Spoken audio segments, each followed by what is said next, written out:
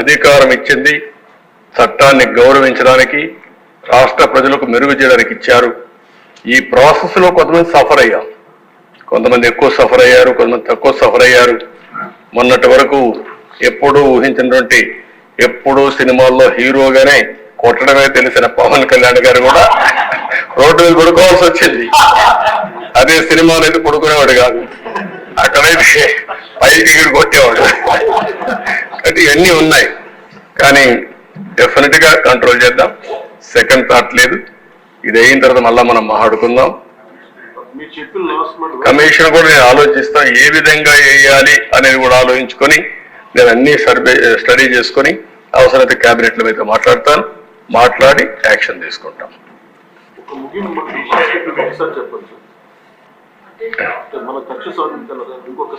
నేను ఒకసారి ఏంటమ్మా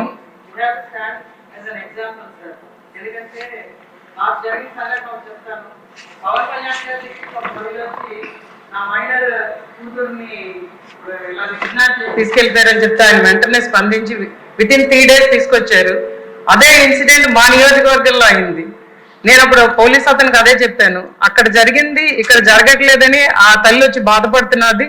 పవన్ కళ్యాణ్ గారు చూపించారు మీకు అది, మళ్ళీ మాకు కూడా అటువంటి గౌరవాన్ని మీరు కల్పించాలంటే అతను కూడా నిన్నటికల్లా అమ్మాయి దొరికిందండి, నాకు చాలా సంతోషంగా ఉంది sir. You stood as an example sir. అందరూ కూడా అలాగే చేస్తే ఖచ్చితంగా లా అండ్ ఆర్డర్ బాగుపడుతుంది. ఎందుకంటే they played the system sir. System మొత్తాన్ని ఎలాగా వక్రీకరించి వాడుకోవచ్చు అన్నదానికి 2019-24 ఒక ఎగ్జాంపుల్ గా నిలిచింది. దాన్ని మనం మార్చాలంటే ప్రతి ఒక్కళ్ళు దాంట్లో భాగస్వాములు అవ్వాలని నేను అందరినీ కోరుకుంటున్నాను. నేను ఇక్కడే మిమ్మల్ని కూడా కోరుతున్నా, మళ్ళీ ప్రభుత్వాన్ని ఇబ్బంది పెట్టే పరిస్థితి ఎన్డీఏలో ఉండే ఎవరు తేవద్దండి. నేను చాలా స్పష్టంగా రిక్వెస్ట్ చేస్తున్నాం. ప్రభుత్వం దృఢ సంకల్పంతో ఉన్నాం, లా అండ్ ఆర్డర్ మెయింటైన్ చేస్తాం. వారసత్వంగా కొన్ని సమస్యలు వచ్చాయి, ఏ సమస్య వచ్చినా ఆ సమస్యను పరిష్కారం చేసే శక్తి ఎన్డీఏకుంది. నేను ఇక్కడే మిత్రులు పవన్ కళ్యాణ్ గారు మేము ఒకటే చెప్తున్నాం, అప్పీల్ చేస్తున్నాం, మన సభ్యులు ఎవ్వరు కూడా లా అండ్ ఆర్డర్ మీ చేతులు తీసుకోవద్దండి. మీకు ఏదున్నా చెప్పండి, డెమాన్స్ట్రేటివ్ గా యాక్ట్ చేసి ఈ రాష్ట్రంలో లా అండ్ ఆర్డర్కి విఘాతం కలిగించే వ్యక్తి ఏ స్థాయిలో ఉన్నా సరే పనిష్ చేసే బాధ్యత మాదని మరొకసారి అందరికీ.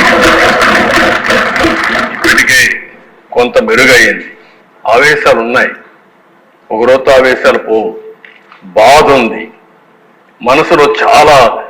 ఓసారి మీకు అవే జ్ఞాపకం కూడా వస్తూ ఉంటాయి, ఎందుకంటే మీకు జరిగిన అన్యాయం తలుచుకుంటారు.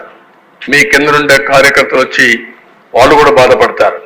నాకు ప్రాణ సమానమైనటువంటి కార్యకర్తలు పోగొట్టుకున్నాను నేను. అందుకనే మీరు చూసి చంద్రయ్య కేసులో నేనే పాడి మోసాను. నేను మర్చిపోగలుగుతాను ఆ సంఘటన, నా జీవితంలో మర్చిపోలేను. ఎందుకు అతను చేసినటువంటి త్యాగం అది. అలాంటి వాళ్ళందరూ ఉన్నారు, వాళ్ళు మన ముందర కనపడిస్తూ ఉంటారు. కానీ ప్రజలు మనకిచ్చింది కక్ష తీర్చుకోమని అధికారం ఇవ్వలేదు, తప్పులు చేసిన వాళ్ళని క్షమించమని కూడా ఇవ్వలేదు. అది కూడా అసమర్థం అవుతుంది, ఆ విషయం కూడా మీరు గుర్తుపెట్టుకోవాలి. తప్పు చేసిన వాళ్ళని శిక్షించాలి, అదే సమయంలో కక్ష తీర్చుకోవాలి, పొలిటికల్ విక్టిమైజ్ చేయాలి అనేది పెట్టుకుంటే మాత్రం దాన్ని ఏమాత్రం కూడా కరెక్ట్ కాదు. మనం